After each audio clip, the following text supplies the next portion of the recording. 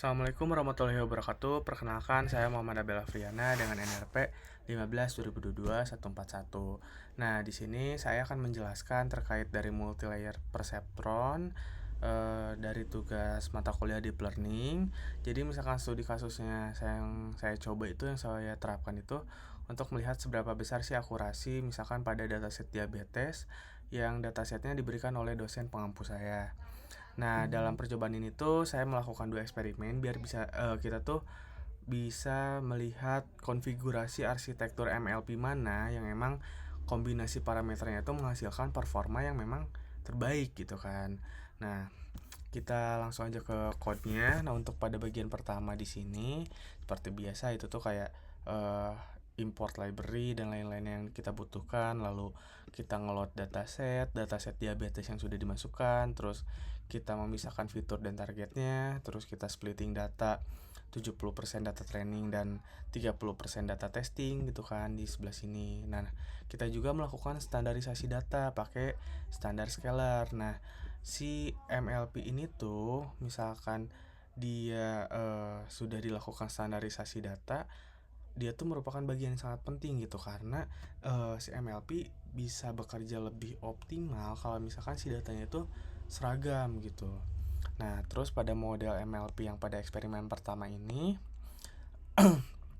yang pertama adalah hidden layer-nya 12. Nah, untuk si layer ini tuh ada input layer, hidden layer sama si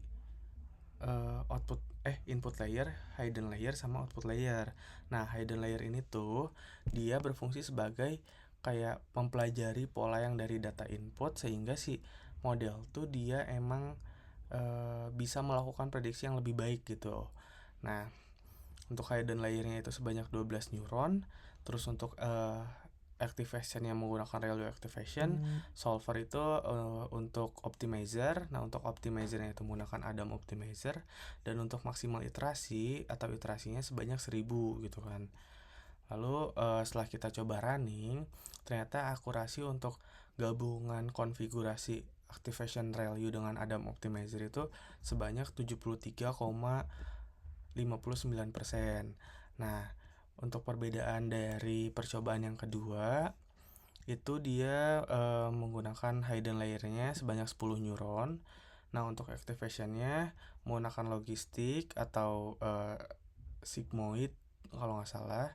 Nah, untuk optimizernya menggunakan SGD, dan untuk iterationnya sama, yaitu 1000 iterasi gitu kan.